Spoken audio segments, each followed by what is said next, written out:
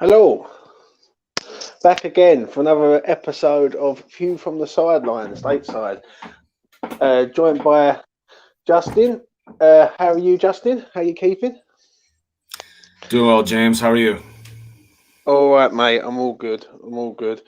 How do you assess that win yesterday? It's a mad old game. We love going 3-0 up. We love conceding 2 goals. What did you think, mate? What was you thinking yesterday at 3-0 up? Yeah, we got 3-0 up in the 55th minute, something around there. So it was a bit different from the previous 2 matches where we were 3-0 up at halftime, and then we gave up a late goal in the first half. And so I really thought the game was done and dusted when we went up 3-0. I really thought, there's no way we can do this again. There's no way we can, let up 2 goals again. But of course, I was wrong. So at the time, I felt good, but yeah. Lingard, mate, last night. What a talent, isn't he? I don't know how that first goal went in. I mean, the curve that he put on that ball was the angle and the curve around the defender, and it looked like he took it off a half. What a goal! I think honestly, that may have been his best goal for us this season, and one of the better goals the club has scored this season. I think it's not being talked about enough. I mean, that goal was incredible. I got to admit, it was phenomenal. Obviously, let's start off at the beginning, though. We see the team sheet, we see the lineup, we see how it all comes. Obviously, Antonio's out, Lingard, Bowen up front. Obviously, Bowen comes in for Antonio. What did you think of the starting lineup, mate?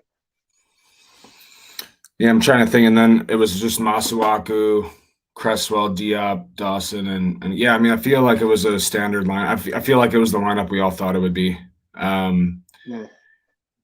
Noble in the middle, even though a lot of people may disagree with that, it's what I expected. So I don't know. I mean, I think it was the same lineup that started against Wolves minus Antonio for Bowen. So I thought, yeah, let's give it a go. I thought we played well for a majority of the game versus Wolves. Let's give it a go. And so I was fine with it. What did you think of the first 20 minutes, Justin? I thought it was terrible, mate, the first 20 minutes. We was lacklustre. We were second to everything. And up till the goal, I thought Leicester were the better team. I do agree. I don't think we were terrible, but we certainly seemed a bit flat. That's how I would describe it. But I do agree that Leicester were the better team in the opening 15, 20 minutes. I do agree with you on that. And then Lingard scores that first goal, mate. Great finish. Arthur puts a ball in, comes out to the other side. Cresswell sends the ball back in. First time finish from Lingard. What was your assessment of that goal? And basically, that finish was top class, wasn't it? Let's be honest. Yeah. I mean, like I said, I really don't know how that ball went in. That's just a man who has supreme confidence to be able to take that first time, supreme confidence, and then to be able to take it so smoothly and so, I mean, accurate, pinpoint. An incredible goal, really. I really do think it's underrated in terms of how much people aren't really. I thought it was an incredible goal. I couldn't believe it went in. I agree. Charlie Boy here says same line up, but different setup and tactics. Charlie Boy, if you want to come on tonight, mate, DM me on Twitter and obviously DM me and I'll send you the link and you can come on, mate. It's no worries. So if you want to come on tonight, you're more welcome. Obviously, like after that, we go 1-0 up. We're playing all right, Justin, ain't we, really? And then a great ball from our centre half into Bowen, and then Lingard scores probably the easiest goal of his career. First of all, what did you think of the ball to Bowen? And second of all, what did you think of obviously the finish. Like Bowie actually looked up for once. Yeah, right. Yeah, well, the goal. I mean, yeah, you and I could have finished that goal. I swear I thought it was going to be offside. I was like, "There's no way that he's that open." And it seemed like the Leicester center halves were jogging back. It was a really weird goal. It just seemed way too open to be onside. The ball, though, I mean, I looked at the replay actually today, and Bowen does not touch the ball until he passes it to Lingard. His first touch is the pass to Lingard. So it was literally just the weight of the pass, the length, the distance of the pass. I mean, it was perfect from Issa, who I thought had a decent game. Thought he had a good game, but with that ball, incredible ball. But yeah, easy goal, the easiest goal Lingard will probably ever score. I agree, mate. I thought they was top draw up to half time. I must admit, I didn't really see Leicester were good. Like they weren't. They was good, but that's all they was good. If that makes sense, they weren't doing anything to go through or anything like that. And it was just like we had them sort of contained. Agree. Second half, we come out and first of all, what was you thinking at half time? I wanted to focus on the clean sheet. I wanted to focus on continuing, like you said, to contain them. They had a lot of the ball in the first half, but they didn't do too much with it. And to your point, we contained them well. I thought Diop and Dawson and Cresswell both had excellent first halves. And I just wanted us to I wanted to get a clean sheet. I wanted to have a good defensive performance. I honestly wasn't expecting to score again. But then, obviously I know you'll get to that, but at halftime, I just wanted a clean sheet. I wanted to have a good, solid professional performance. Yeah, I agree, mate. I really do. At halftime, I was a bit I wasn't as worried as I was versus Arsenal, if that makes sense, or Wolves, to that matter. I felt pretty comfortable. I thought Leicester were okay, but they weren't great. I thought Fab played well. I thought he played very well. Yesterday. Very well. Very well. Yeah, I agree, mate. So obviously, second half, Justin, we come out and we're all expecting sort of the onslaught, the Leicester onslaught, so to speak, and we score another one. So we go 3-1 up. Jared Bowen, who was voted the man of the match. Before we get to the goal and what he done, Jared, what a difference this player has become over the last 3 games. Yeah, it seems as though we may be seeing yet another winger turned, number 9, and winger turned striker again, which would be really the third player that Moyes has done that to, with Marco and Antonio being the first two. I mean, it's still early days with him in that position, but so far so good, and we're gonna need him. We're gonna need him to keep scoring, because as good as Lingard is playing, you can't expect Lingard to put up another 10 goal contributions over the next 7 matches. So Bowen will be important for us. I agree, mate. I really do. There's been a change of mentality with Bowen recently. I don't know about yourself, but I think his mentality's completely changed. He's scored 3 and 3 now. Previous to that, he hadn't scored since God knows when. Like, he was literally non-existent for the last 12 games before that. Right. We go 3-0 up. Then we get a ball into the box, and Diop goes to make it 4-0. Gets ruled out for offside. Obviously, rightfully offside, but we were playing amazing, weren't we, Justin, at that stage? Yeah, rightfully offside. But yeah, I thought we had the upper. We were the better side. We were dictating the pace of the game, and that's why I didn't really think that Leicester could get into it. I thought Leicester was sort of done and dusted. I thought their confidence was gone. We had the better of the play, and just a couple feet off from being 4-0. I agree, mate. I thought it was phenomenal. And then Arthur Mazawaku, yet again. Gives away the chance. Souček passes him the ball, which I think the ball is fine. And I've had many debates and many arguments with people saying thinking differently. No. Mazawaku makes the mistake. Leicester get the ball, get it into Iheanacho, bang, goal, game on. What was your thoughts, mate, at that stage? Yeah, I mean, it was not Souček's fault. It was. I mean, the pass was a bit slow, but I mean, Masuaku still had a handful of yards between him and the next defender when he got the ball. Lazy touch, lazy pass. Maybe he's just not up to the speed of the game yet. Even though I know he played a majority of the game versus Wolves. I don't really know. It was a sloppy mistake. Very sloppy mistake. I was very angry with that goal because that obviously gave Leicester a lifeline. Yeah. From your perspective, and I'm sort of asking everyone, like Mazawaku's been here 6 years, and he hasn't. Has he really? 6 years. 6 years since 2015, mate. And he hasn't changed in 6 years. He's still done the same things as what he does now. What do you see in Mazawaku that you can say like the pluses and the minuses? Well, the minus is he can't defend. Yeah, he cannot defend. Period. Full stop. Yeah. So that's really the only minus you need, and that's why he can't ever play like in a back four, left back. Just can't do it. You cannot do it.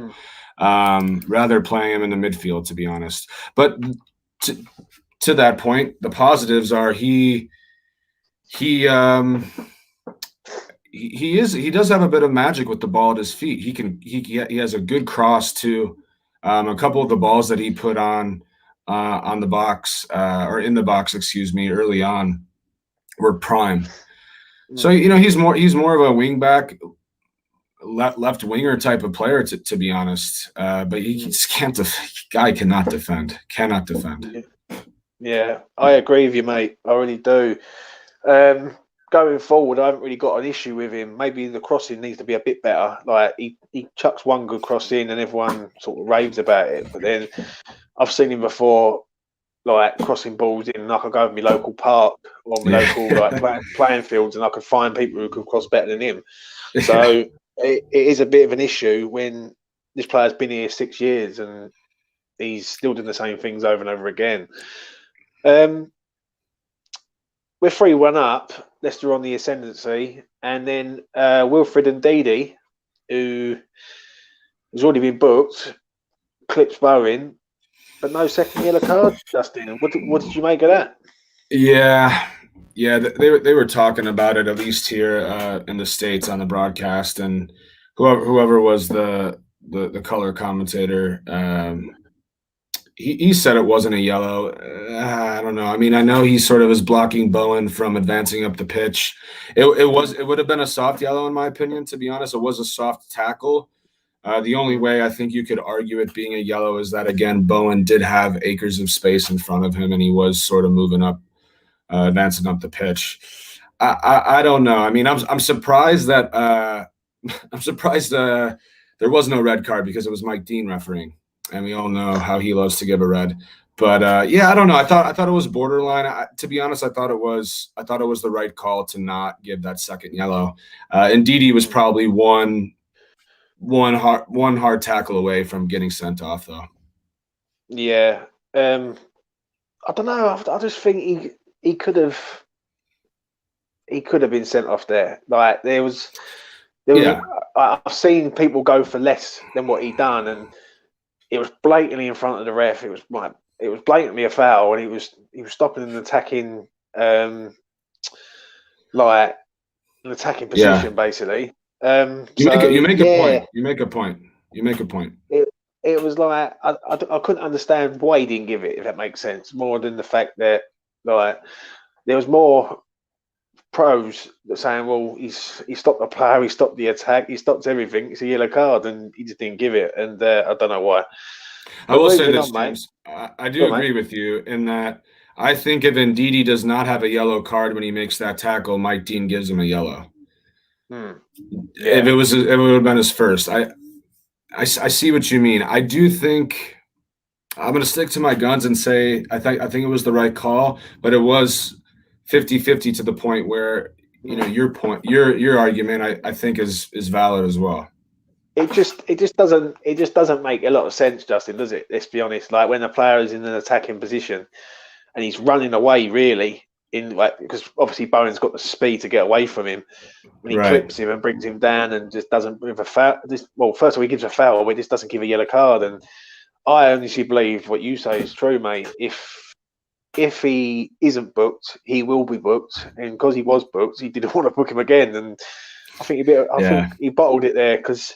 Let's be honest, if he goes and books him, red card, it's the old Mike Dean show again, isn't it? And people will be bringing him up. So, yeah. But, 3-1. And then they score another one in the 90th minute, Justin, to give us another heart attack. And, again, it's just poor defending again. Like, ball comes in, gets to the byline, straight in there. Iniesta again, smashes it in. First of all, what did you think of it when that goal went in? And second of all, why do we keep doing this, mate? I mean, obviously, my heart was in my throat, or whatever the saying was after the goal went in. I was livid with that goal. You look at the replay. Diop is there, booted into row Z. Kick it the fuck out. I mean, he's trying to, kick it with his left foot, kick it into the last row of the stands. I don't know what he's doing. And then Iheanacho, then Balbuena is the next line of defense, and I don't know if it's because he hasn't played in months. He just looked so slow. I don't know how the ball gets by him. And then Iheanacho's there, and then Dawson was. I mean, it was just a ugly goal to give up. And to answer your question, why we keep doing this, I mean, at this point, it is all mentality. It is all mental.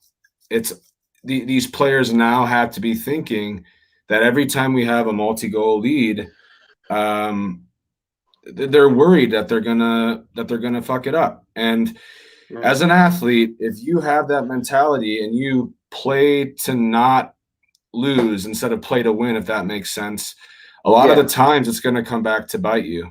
So I don't know. David Moyes is going to have to switch their mentality up because, and you know what will really help, James, is getting Ogbonna back. That will help tremendously, and I'm hoping that he's back for the Newcastle game. It seems like at the very least he'll be back for the Chelsea game from what I've read. So I agree with you, mate. I really do. Charlie Boy says here, Benoit passed it right to Thomas. Oh yes, Luke Thomas. Oh yeah, good point. Mazuako didn't close out. He's man. Sloppy all around. Charlie, if you want to come on, mate, as I say, DM me, mate. It'd be good to have you on. I like your views, mate. Totally. The last obviously few minutes we end up winning the game 3-2. This is becoming a bit of a concern. I know we're winning the games, but it's like we're papering over the cracks basically. Where because we're winning the games, it don't matter, so to speak. But I just hope that we don't. What's the word? In a way, get carried away thinking we can get away with it all the time, because one time we won't get away with it and we'll get punished, and that's the difference between Champions League, Europa League, or none. Do you know what I mean? Because it could happen. So, and honestly, James, even though we won these last two matches and hung on to a draw versus Arsenal, I mean, it actually may come back to bite us for Champions League. Goal difference could very well prove to be a difference in this race. And if it is, and we lose out by 1 or 2, I mean, that's it right there. So I guess you could say that about every goal, but this match against Newcastle is important because, well, one, Newcastle are actually a bit on the, they're ascending a bit. They have been playing well as of late. They're still in a relegation battle, and they must think 1, maybe 2 wins away from safety, so they'll have everything to play for. But at the same time, we should be beating Newcastle. So assuming we actually get that lead, Newcastle is a team that we must hold on that lead against. And if we do that, maybe that mindset starts to change. And to your point about not getting carried away and making sure that we don't just think that we can go up and keep doing this all the time and keep getting away with it. It's a great point. I don't think Moyes is going to be the type of manager to let that slide. I know it's happened 3 straight matches now, but I mean, if you listen to his presser, I mean, I don't think Moyes was too happy, to be honest. And if you looked at even some of the players after full time, Lingard didn't look too happy, Souček didn't look too happy. So I don't think the players are happy with it. I think to sort of round up the game before we sort of go on to the players, the manager, and moving forward, I think up to the 70th minute, I think we're in control of this game. I think if Arthur don't make that mistake, I think we win this game pretty comfortable. Like, I would say 3-0, even might be 3-1, possibly 4-0. Like, I didn't see them threatening. As soon as Mazawa could give that chance away, they give them confidence. In the last 20 minutes, they were over it. The doubt. Yeah. And the Arsenal game, even though we drew that game from a winning position, that might actually help us in the long run, because they will look at that game and go, you know what, that's the situation we got, and we don't want to get in that situation again. But you can't keep conceding goals and giving away like missed opportunities. You know what I mean? Because otherwise, eventually, it's going to come back and it's going to affect us again. Do you know what I mean? So you're saying the Arsenal game is the game that we will look back on and sort of say that, in a way, it was good for us? Is that what you're saying? In a way, because what it is, we've been in that situation now where we've been leading a game and we've been pegged back in a way that we shouldn't be pegged back. So to me personally, that is like a reminder to the boys every time they're playing their game and they're in that situation. Right, come on, let's not do this. Let's not go down that road again. So I can understand it. I can. And I get it to a point, but you can't keep. Like, we've conceded 7 goals in 3 games. That's not acceptable, really. I want to see a couple of 1-0 wins, and all. Like, do you know what I mean? Win a couple of games ugly. Like, I know it's nice to score 3 goals, but it's nice to score 3 goals if you're not conceding 2. If that makes sense, do you know what I mean? So, yeah. Right, let's go through the player ratings, mate, for Justin, and see what you think, mate. Let's start off in goal. Fabianski, what did you think of his performance and rating? Yeah. 8 out of 10. Thought he was superb. One of his best games in a West Ham uniform. I mean, that save that he made, I think it was Ricardo Pereira, when Pereira was trying to dribble around him, and he just got a hand to it. I mean, if he doesn't do that, we're looking at another Arsenal where we drop 2 points. Superb. I mean, and then he was smart in getting off his line, and corralling the ball when he needed to. He did have that one little fumble there in the second half, but besides that, I thought he was perfect. 8 out of 10 for me. I thought, do you know what, mate? I actually give him a 9 myself personally. I thought he was phenomenal. Yeah. I thought he'd done everything right. He saved us at the right times. He couldn't really do a lot with the goals, if I'm speaking the truthfully honest. That was literally like, ball was in, bang, goal, and the other one was obviously an Nacho snapshot. Not a lot he could really do, but that's pretty decent. We'll start off with Cresswell as the right wing back. What was your assessment of his game, mate?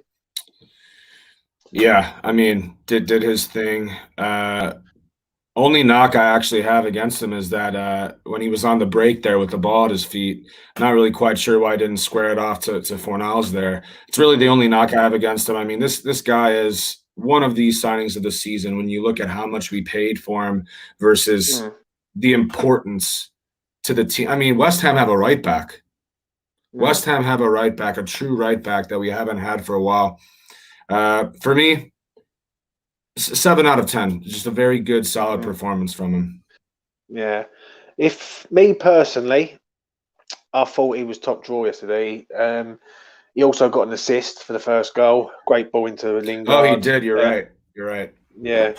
And I thought he defensively was pretty decent. Do you know what I mean? Considering like, so I'll give him an 8 myself. I like him. I think he's been top draw. 5.4 million has been a bargain.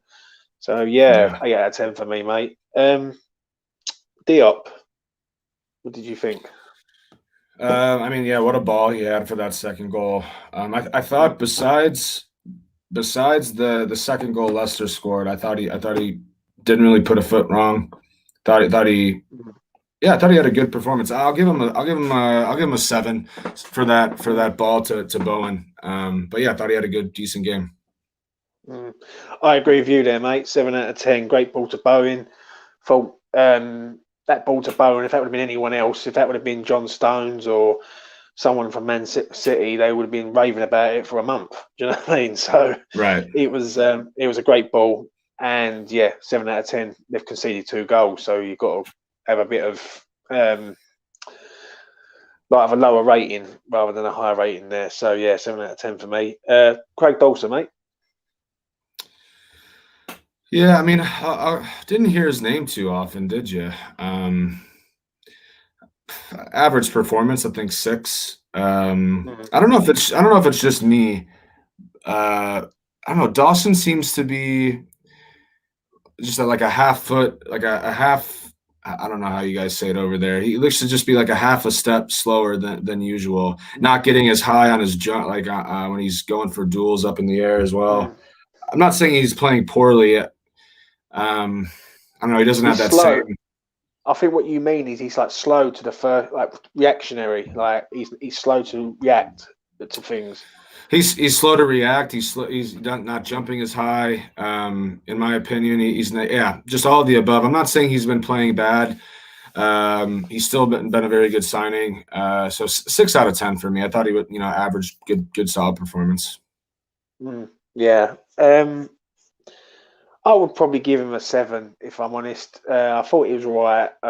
He done a couple of good things, a couple of good headers, especially in the last sort of 5 minutes when we're literally under so much pressure. Is unbelievable. So yeah, I'd give him a 7. I think him and Diop played well together. They done all right. Do you know what I mean? So yeah, 7 out of 10 for me. Aaron Cresswell, mate, got injured, had to come off. Looks like an hamstring. What I'm hearing is, I think it's an hamstring injury, and he could be out for a little while, and that's a massive blow. But what do you think of his performance while he's on the pitch?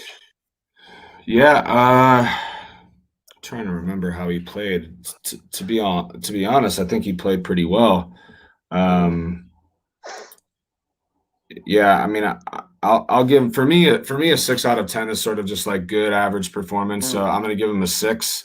Some like you may give him 7. It is a shame though. I mean, if we have him, Ogbonna, Rice, and Antonio out, I mean that's arguably our 4 most important players. So I'm really hoping it's not too bad of an injury.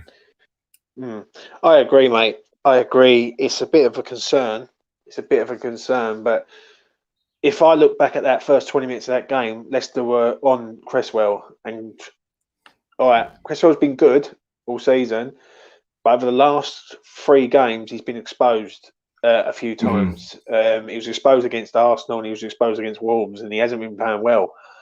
So I just think maybe, I don't say the injuries come as a bit of a blessing in disguise, but because obviously I don't want a player to get injured, but in a way that I think he's just run out of steam this season because he's been playing that well, so to speak. So he's played every minute of the league. Every minute of the game, and he's always been involved in certain things, his assists and all that. So yeah, I'd give him. I'd agree with you, a 6. So yeah, 6 for me on that. But he's a miss, but I think we've got enough cover in defence to get round it. If there's players that if a player was to get injured, i.e. Jesse Lingard, then it's good night for Europe because I just don't see it. So yeah, and finally in the back 5, Arthur Masuaku, mate. What's your assessment? Yeah, I don't think he had a great game. He had a couple of good balls in the box, got out of a couple sticky situations, but yeah, the mistake led to the first goal. Got turned around, left, right, and center on Leicester's wing. Yeah, I actually thought he had a poor performance, to be honest, and he also looked just like very slow towards the end. He doesn't look like he's fit for 90 minutes, even though he played 90. I mean, he was dead tired. You could see it. So I'm gonna give him a 5. I actually thought it was a fairly poor performance from him. He did put a ball in for the first for the first goal. He put the ball in, got missed, come out to Cresswell, and he sort of made us. He got involved in the third goal. But I agree with you there. 5 is a fair assessment, in my opinion. That mistake could have cost us, and it could have made. If Leicester would have had other players available, they could have easily got the draw. Got the draw. So, and the problem I have with it is it's the same mistake over and over again, and it's the common saying it. If you keep doing the same thing over and over again, you're going to get the same results. So, yeah, 5 for me. We move into the midfield, mate, and Mr. Mark Noble. What did you think of his performance? Yeah, another injured player.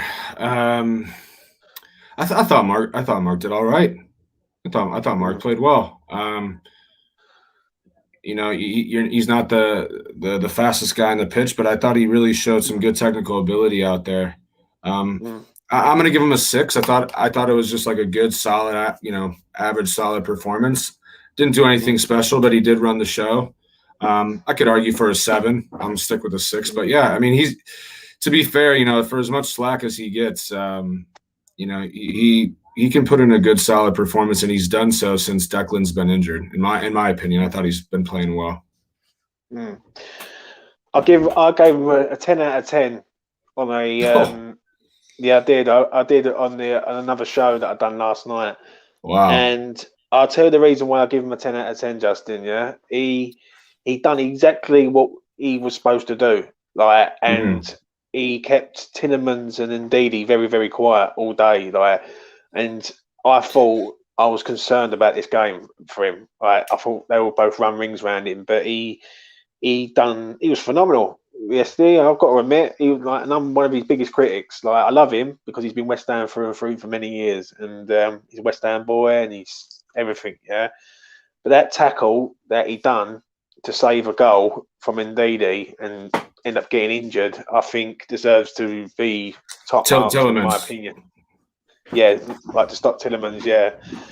And that was at 3-1. And if that goes in 3-2, we could possibly end up drawing the game. So I thought his passing was a bit okay. I wouldn't say it was mustard. I wouldn't say it was amazing, but I just thought the last 2 games I've seen a different Mark Noble, and he sits in that position, in that DM position. And what West Ham are doing very well is they're sitting him in that position and saying, right, Mark, left, right, back, but don't go forward. And it's sort of working, so to speak. I don't even think that man goes over the halfway line, if I'm honest, in a roundabout way. Really? Or if he does, he's only going up to the 18-yard box. So, I thought he was top draw yesterday, I must admit. And to keep Tielemans quiet, who's arguably one of the top midfielders in the Premier League, he was top draw, mate. He was top draw. Thomas Souček, what did you make of him? Yeah, he got the assist for the 3rd goal, didn't he? Just classic Thomas, doing his thing, keeping it simple. He's just one player that when he has the ball, you have the utmost confidence that he will keep it. Yeah. He never loses the ball ever. It's probably because he just makes the simple pass, gets his job done, goes up to the 18-yard box, and either gets a goal or gets an assist. 7 out of 7 out of 10 for me. I'm a bit of a harsh grader, but 7 out of 10 is above average for me. The assist, solid performance. Maybe it's because the expectations we have for him are already so high, but a good solid performance from Souček. I agree with you, mate. 7 out of 10. He wasn't over flamboyant and all that. He wasn't sort of making chances and all that. But I'll tell you what, his energy up and down and around the pitch, and I've noticed over the last 2 games, he's everywhere. Like he's in our box, and I actually see it at one stage, and he was in our box, like attacking the ball. The ball was recycled coming back the other way, and before that ball is even into the midfield, he's back. Like the man's got untold amount of energy, and do you know what? He's a breath of fresh air. Like, and obviously we're not seeing the best of him because there's no Rice there. Because I think when Rice there, it benefits him greatly. So for me, a 7 out of 10 is fair. I thought he done all right. I thought he got around the pitch well. So yeah, I agree with you, mate. 7 out of 10. Pablo Fornals. Yeah, I thought he had a good game. To be honest, I thought he did his job. Ran around like a madman, like he always does. Kept the ball. Made some good. I mean, I thought he had a good game. I'll give him a 7 out of 10 too. Yeah, I thought he did his job. First half, he gets a 7 for me. Second half, he gets a 5. He was non-existent. The second half, he was just nowhere. Like I watched it back, and I sort of assessed it back, seeing if I was being a bit overcritical. So I'm going to give him a 6 for the overall game. I think I like the hard work stance. I do, and we have missed him. Don't get me wrong, and I'm not saying that we haven't missed him when like he was struggling, but sometimes you just want a bit more than just hard work. And I understand it. Noble's in there, and he's the energy around, like which helps Souček. But yeah, second half he was a bit quiet and a bit not involved, but then saying that we was defending quite a lot second half yet again. So yeah, 6 out of 10 for me. I would have liked to have seen Ben Rama on for him, and maybe a little change up just to freshen it out a bit earlier. But yeah, 6 out of 10. Moves to the strikers, mate, and I'm going to start off with Jesse Lingard. Yeah, I mean, the only debate is whether you give him a 9 or a 10 at this point. Thought he was superb, and even though he didn't get an assist for the third goal, you know, his little pass to Souček, which led to, you know, a little hockey assist, the assist of the assist. I'm gonna give him, man, I'm gonna give him a 9. I'm gonna give him a 9. I mean, the guy is something else. What a signing he's been. Moyes has gotten all of his signings just absolutely spot on. Incredible. I don't think anyone could have envisioned this. And I think there's a stat out there that since Lingard has joined us, he has contributed the most goals in the entire Premier League. I believe that's true. I hope that is. But yeah, 9 out of 10 for me.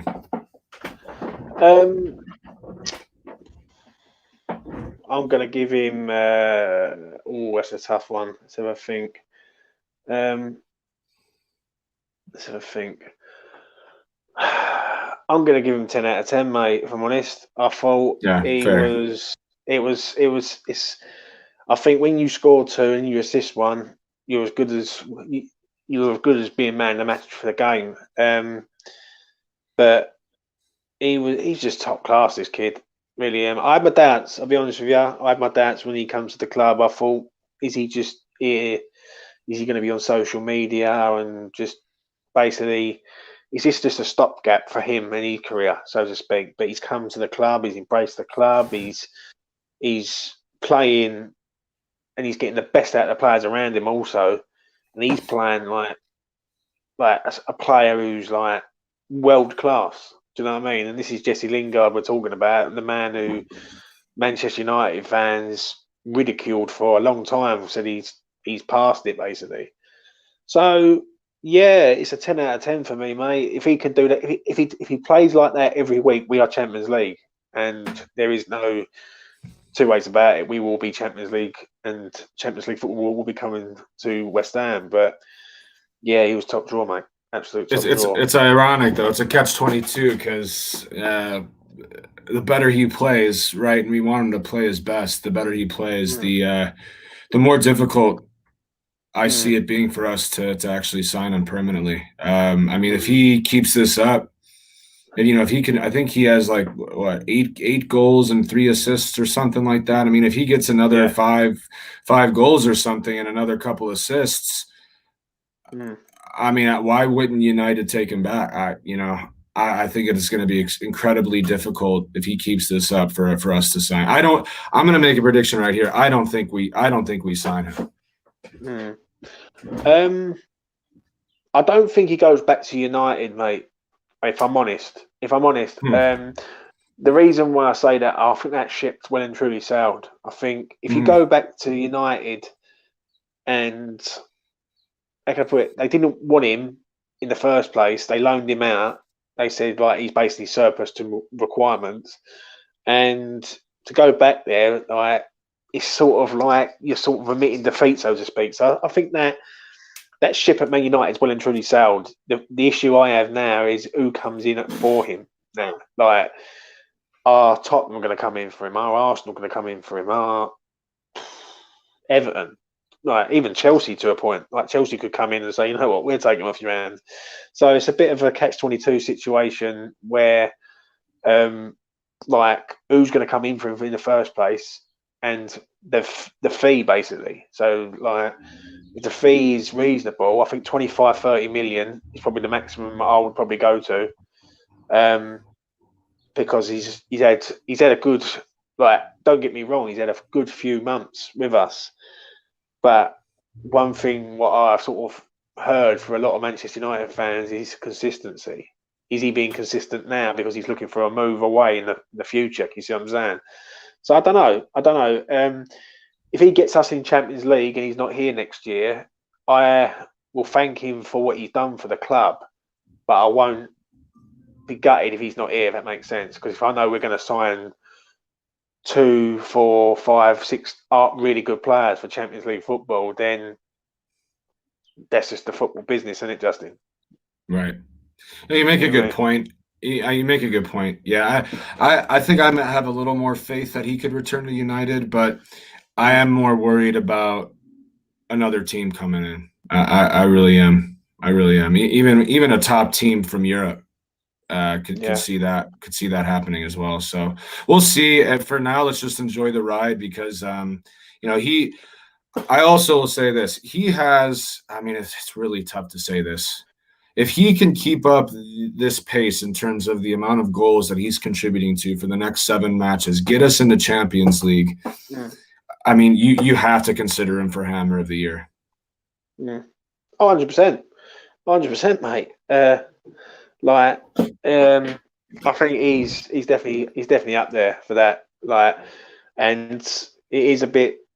I ain't gonna say it's embarrassing, but it is a bit shocking when Antonio's our main striker and our loanees come in and just completely destroyed his goal scoring record in 8 games or 9 games or whatever it is he's played. So, yeah.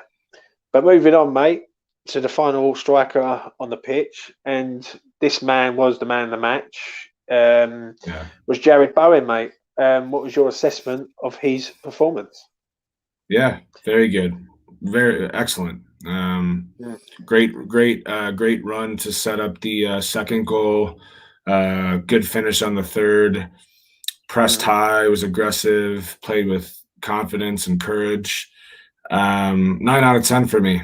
9 out of 10 for me. I think he's got to stay on his feet a bit more. That's my only. I feel like he flops a bit, but yeah. Besides that, I love Jared, and I predicted him to be our leading goal scorer this year. So, I mean, I have a chance for that prediction to be right. And hopefully, if that's the case, that's good news for us. So 9 out of 10 for me. He scored some good goals though this season. Like, he's starting to score some goals at the right time where we need him to score, basically.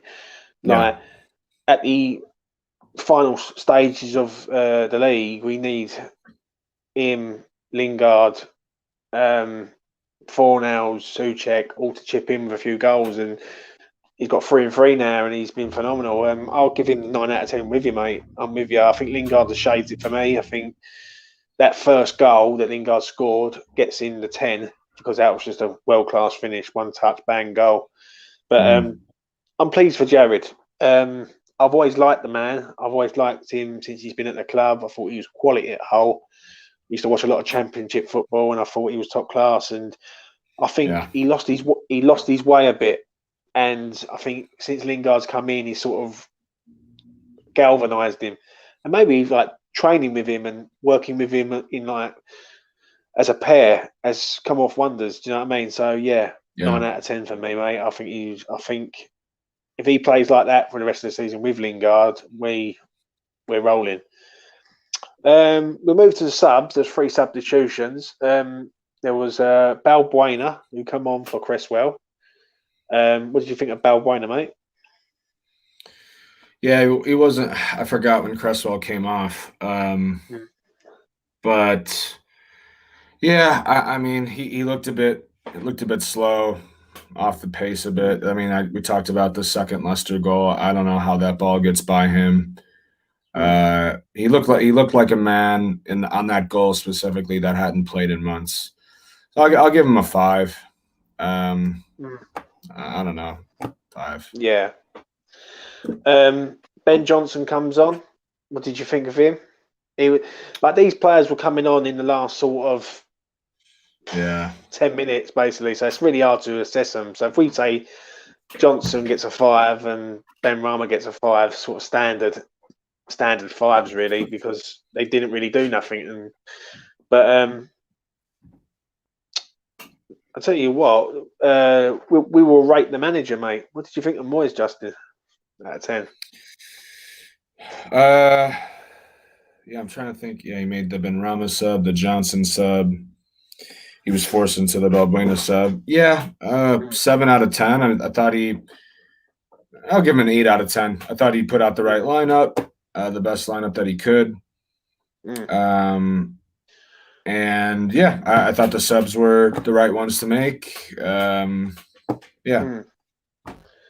Yeah, I agree, mate. I agree with you. 8 out of 10 for me. I thought he got everything right, but obviously conceding 2 goals again. But he was screaming his head off and saying what is going on. Do you know what I mean? So yeah, 8 out of 10 for me. So Justin, we are 4th in the league. Before I let you go, mate, we've got Newcastle next. It's a big game there, isn't it? Massive game.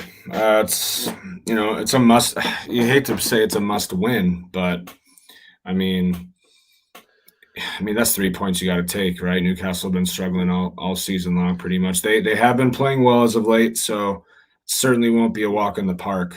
And I think we need to go there. I think we need to go to St. James, if I'm not mistaken. So yeah, I mean, it's gonna be a tough match. Yeah, I agree, mate. I really do. Well, Justin, I will let you go, mate, and I will carry on. So I'm waiting for someone to come on in the next 10 minutes. She's running late, but thanks a lot, Justin, and I will see you again soon, mate. Yeah, thanks for having me as always, James. Talk to you soon. Take care, mate. Take care. So that was Justin, mate, all the way from Chicago. Speaks very well. Follow his stuff on Twitter and all that. Do you know what I mean? West Ham Online. If you're about, send me a DM on Twitter, and you can come on here and speak to me and wait for our next guest if they arrive. So yeah, basically, in the grand scheme of things, we're rolling, but it's a tough. The last 7 games are going to be nerve-wracking, to say the least, for all the wrong reasons. Do you know what I mean? Because usually we're fighting for our lives, but now we're fighting for Europe, which is, you know what I mean? Jay Woods sums it up brilliantly. Every game until the end of the season is a must-win. I agree, mate. I think but these are must-win for different reasons. But I will say this. To you, that we're used to basically fighting to stay in the league. Right, our mentality is every game. Like even up till last season, we was fighting to stay in the league. We was fighting up until the Watford game last season. So this is the mentality we need to have now, that we need to go back to that sort of relegation battle mentality and fight for every point and every win. And I do believe we can get there 100%. And but I'm not saying it's going to be easy, but the fixtures are kind to us in a way that the fixtures that we have left. Do you know what I mean? If we get something against Chelsea, a positive result, that is like strides going forward. But yeah, honestly, I really do. If West Ham Online is in the chat, if you want to come on, DM me, mate. And yeah, so if you've got any questions in the chat, fire away. And I will happily answer them. Got a question here from Scott. Have you heard about the Noble injury? No, I haven't. I haven't heard anything. Can someone update me and tell me what's going on there?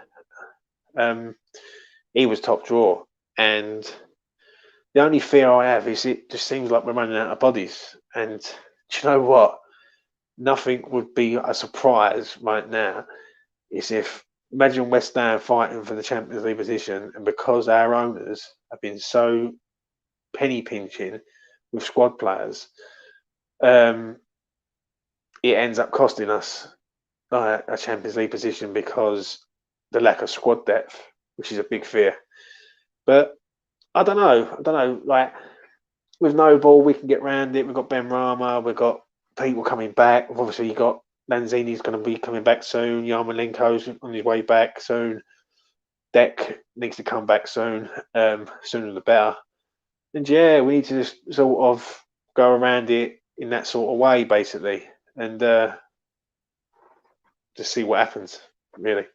So no, I haven't heard anything about that. Any more comments? Chuck them in there. I'm going to wait until 12 o'clock and see if my guest turns up. If she doesn't, or she's not about, then I will carry on and turn it off. So yeah. So if anyone's in the chat, any questions, fire away, and I will answer them. Totally.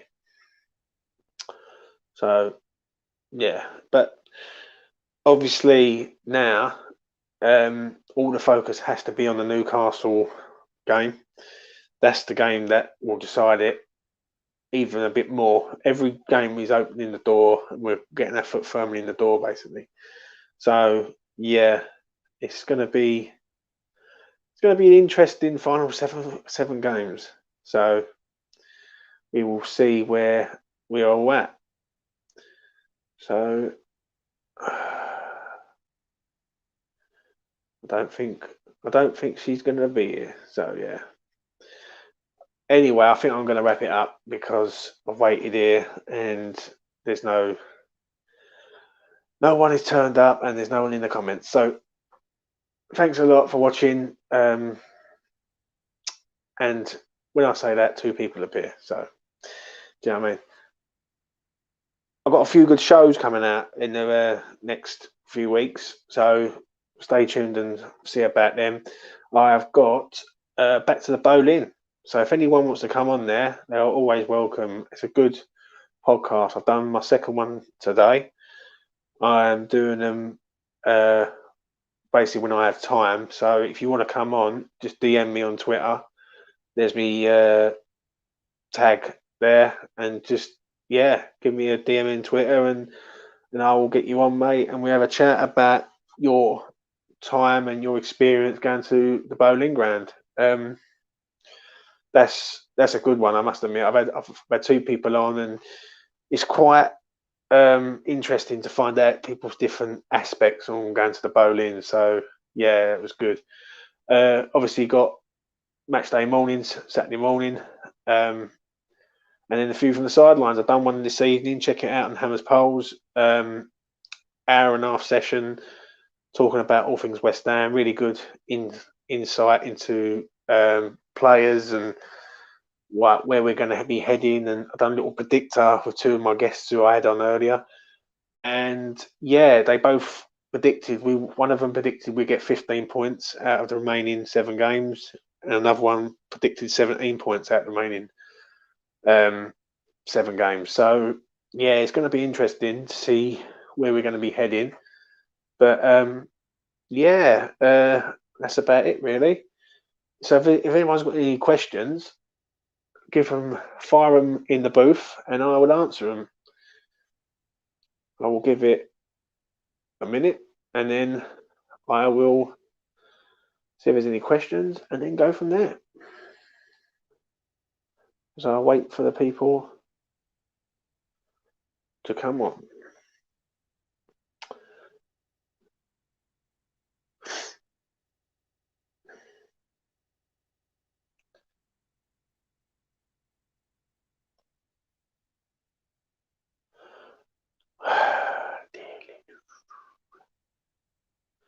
Anyone got anything they want to ask? Anything they want to? They got any questions about?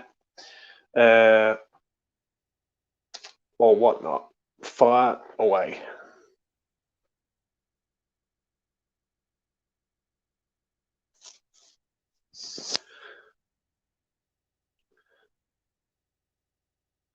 I don't know what's happened. I think the chat's gone. So anyway, people, I'm going to go anyway.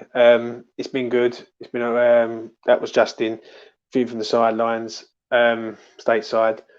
Possibly could be doing another one shortly. So if you're about, stay tuned. If not, no worries. And take care. Let's hope for 3 points come Saturday against Newcastle. Big game, and it means a lot. This one is a big game, and every game's a big game, but this one away when we don't win at Newcastle is a very big game. So it's goodbye from me. May see you soon, or may see you during the week. Take care.